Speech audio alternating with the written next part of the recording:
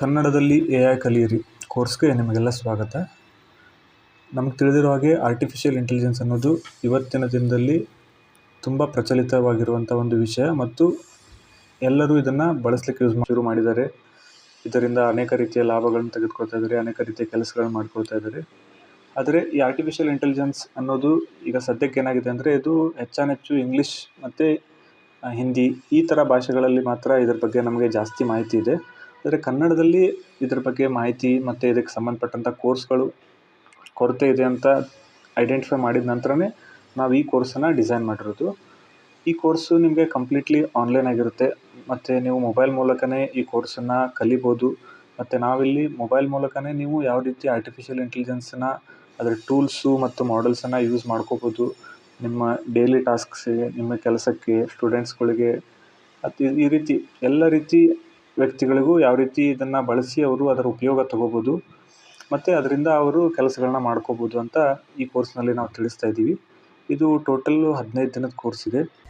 ಈ ಕೋರ್ಸ್ನ ನೀವು ಇದೇ ನಿಶ್ಚಿತ ಸಮಯದಲ್ಲಿ ಕ್ಲಾಸ್ ಅಟೆಂಡ್ ಆಗಿ ಕಲಿಬೇಕು ಅಂತ ಯಾವ ರೀತಿಯೂ ಕಂಡೀಷನ್ಸ್ ಇರಲ್ಲ.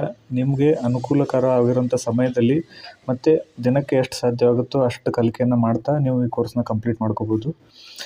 ಇದ್ರ ಜೊತೆಗೆ ನಿಮಗೆ ಸರ್ಟಿಫಿಕೇಟ್ ಕೊಡಲಾಗುತ್ತೆ. ಆ ಸರ್ಟಿಫಿಕೇಟ್ನ ಬಳಸಿ ನೀವು ನಿಮ್ಮ ಕೆಲಸಕ್ಕೆ ಹುಡ್ಕೋವಾಗ ಅಥವಾ ನಿಮ್ಮ ಕೆಲಸದಲ್ಲಿ ಪ್ರಮೋಷನ್ಸಿಗೆ ಈ ಥರ ಎಲ್ಲದಕ್ಕೂ ಈ ಸರ್ಟಿಫಿಕೇಟ್ ನಿಮಗೆ ಡೆಫಿನೆಟ್ಲಿ ಹೆಲ್ಪ್ ಆಗುತ್ತೆ. ಯಾಕಂದರೆ ಪ್ರತಿಯೊಂದು ಕಾರ್ಯಕ್ಷೇತ್ರದಲ್ಲೂ ಇವತ್ತು ಆರ್ಟಿಫಿಷಿಯಲ್ ಇಂಟೆಲಿಜೆನ್ಸಿನ ಬಳಕೆ ಆಗ್ತಾನೇ ಇದೆ. ಇದರ ಅವಶ್ಯಕತೆ ಅಂತೂ ತುಂಬಾ ಇದೆ. ಮತ್ತು ಈಗ ನಾವು ಇನ್ನೂ ಬಿಗಿನಿಂಗ್ ಸ್ಟೇಜಲ್ಲಿದ್ದೀವಿ ಆರ್ಟಿಫಿಷಿಯಲ್ ಇಂಟೆಲಿಜೆನ್ಸ್ನ. ಸೊ ಇದೇ ಸ್ಟೇಜಲ್ಲಿ ನಾವು ಸರಿಯಾಗಿ ಅದನ್ನು ಕಲಿತ್ರೆ ನಾವು ನಮ್ಮ ಕರಿಯರ್ನ ನಾವು ತುಂಬ ಚೆನ್ನಾಗಿ ನಾವು ಬಿಲ್ಡ್ ಮಾಡ್ಕೋಬೋದು.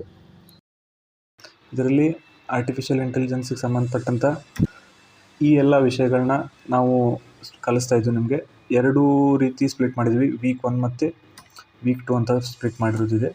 ವೀಕ್ 1ನಲ್ಲಿ ನಿಮಗೆ ಪರಿಚಯ ಮತ್ತು ಮೂಲಭೂತ ಅಂಶಗಳು ಅಂತ ನಾವೇನು ಹೇಳ್ತೀವಿ, ಇಂಟ್ರೊಡಕ್ಷನ್ ಮತ್ತು ಫಂಡಮೆಂಟಲ್ಸ್ನ ಇದರಲ್ಲಿ ಕಲಿಸಲಾಗುತ್ತೆ. ಅದರಲ್ಲಿ ಆರ್ಟಿಫಿಷಿಯಲ್ ಇಂಟೆಲಿಜೆನ್ಸ್ ಅಂದರೆ ಏನು, ಅದು ಹೇಗೆ ಕೆಲಸ ಮಾಡುತ್ತೆ, ಆರ್ಟಿಫಿಷಿಯಲ್ ಇಂಟೆಲಿಜೆನ್ಸ್ ಬಗ್ಗೆ ಇರುವ ನಮ್ಮ ತಪ್ಪು ಕಲ್ಪನೆಗಳೇನು, ಅದರ ಬಳಕೆಯ ಉಪಯೋಗಗಳೇನಾಗುತ್ತೆ, ಆರ್ಟಿಫಿಷಿಯಲ್ ಇಂಟೆಲಿಜೆನ್ಸ್ನ ಅನುಕೂಲಗಳು ಮತ್ತು ಅನಾನುಕೂಲಗಳು, ಆರ್ಟಿಫಿಷಿಯಲ್ ಇಂಟೆಲಿಜೆನ್ಸ್ ಬಳಸುವಾಗ ನಾವು ಏನೆಲ್ಲ ಎಚ್ಚರಿಕೆ ವಹಿಸಬೇಕು, ಆರ್ಟಿಫಿಷಿಯಲ್ ಇಂಟೆಲಿಜೆನ್ಸ್ ಹೇಗೆ ಮತ್ತು ಎಲ್ಲಿ ಬಳಸ್ತಾರೆ, ಮತ್ತು ಆರ್ಟಿಫಿಷಿಯಲ್ ಇಂಟೆಲಿಜೆನ್ಸ್ನ ಬೇರೆ ಬೇರೆ ರೀತಿಯ ಟೂಲ್ಸ್ ಮತ್ತು ಮಾಡೆಲ್ಸ್ನ ಇವೆಲ್ಲ ಫಸ್ಟ್ ವೀಕಲ್ಲಿ ಕಲಿಸ್ತೀವಿ.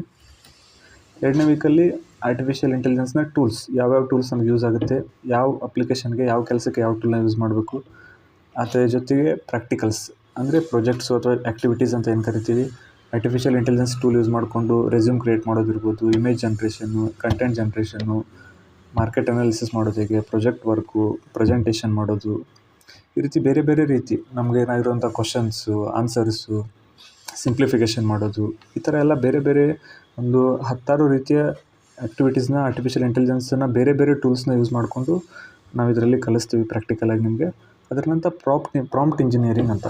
ಸೊ ಪ್ರಾಂಪ್ಟ್ ಇಂಜಿನಿಯರಿಂಗ್ ಅಂದರೆ ಆರ್ಟಿಫಿಷಿಯಲ್ ಇಂಟೆಲಿಜೆನ್ಸಿಗೆ ಬೇಕಾಗಿರುವಂಥ ಒಂದು ಮಿನಿಮಮ್ ನಾಲೆಜ್, ಅದು ಪ್ರಾಂಪ್ಟ್ ಬರೆಯೋದು ಅಂತ. ಸೊ ಅದ್ರ ಬಗ್ಗೆ ಬೇಸಿಕ್ಸ್ ಇದೆಲ್ಲ ಕಂಪ್ಲೀಟ್ಲಿ ನಿಮಗೆ ಕನ್ನಡದಲ್ಲಿ ಮತ್ತು ಈಸಿ ಲ್ಯಾಂಗ್ವೇಜು ಮತ್ತು ನಾನ್ ಟೆಕ್ನಿಕಲ್ ಸ್ಟೂಡೆಂಟ್ಸ್ಗೆ, ನಾನ್ ಟೆಕ್ನಿಕಲ್ ಗ್ರ್ಯಾಜುಯೇಟ್ಸ್ಗೆ, ನಾನ್ ಟೆಕ್ನಿಕಲ್ ವರ್ಕ್ ಪ್ರೊಫೆಷ್ನಲ್ಸ್ಗೆ ಅರ್ಥ ಆಗೋ ರೀತಿಯಲ್ಲಿ ಈ ಕೋರ್ಸ್ನ ಡಿಸೈನ್ ಮಾಡಿದ್ದೀವಿ. ಈ ಕೋರ್ಸು ಯಾವುದೋ ಟೆಕ್ನಿಕಲ್ ಪರ್ಸನ್ಸ್ಗಂತ ಅಲ್ಲ, ಇದು ನಾನ್ ಟೆಕ್ನಿಕಲ್ ಪರ್ಸನ್ಸ್ಗೆ BA, BCom, BSc ಈ ಥರ ನಾನ್ ಟೆಕ್ನಿಕಲ್ ಬ್ಯಾಕ್ಗ್ರೌಂಡ್ ಇರ್ತಾರೆ, ಅವರಿಗೆ ಹೆಲ್ಪ್ ಆಗಲಿ ಅಂತಲೇ ಮಾಡಿರೋದು. ಇದು 1 by 1 ಕೋರ್ಸನ್ನು ನಾವು ಎಕ್ಸ್ಪ್ಲೇನ್ ಮಾಡ್ತೀವಿ.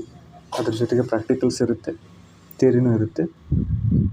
ಇಂಟ್ರ್ಯಾಕ್ಷನ್ಗೋಸ್ಕರ ನೀವು ನಮ್ಮ ಜೊತೆ ಕಮ್ಯುನಿಕೇಷನ್ ಮಾಡಲಿಕ್ಕೆ ಒಂದು ಅವಕಾಶನೂ ಇರುತ್ತೆ ನಿಮಗೆ.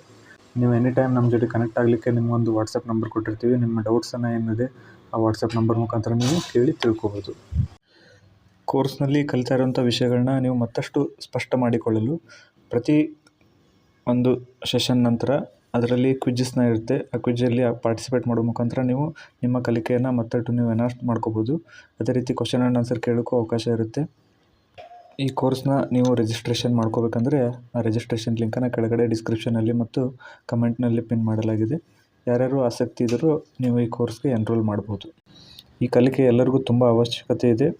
ಅದಕ್ಕೆ ಸರಿಯಾಗಿ ಇದರಲ್ಲಿ ನೀವು ಕಲೀರಿ ಮತ್ತು ಭಾಗವಹಿಸಿ ಅಂತ ನಾವು ಇದರ ಮೂಲಕ ನಿಮಗೆ ವಿನಂತಿ ಮಾಡ್ಕೋತೀವಿ. ಧನ್ಯವಾದಗಳು.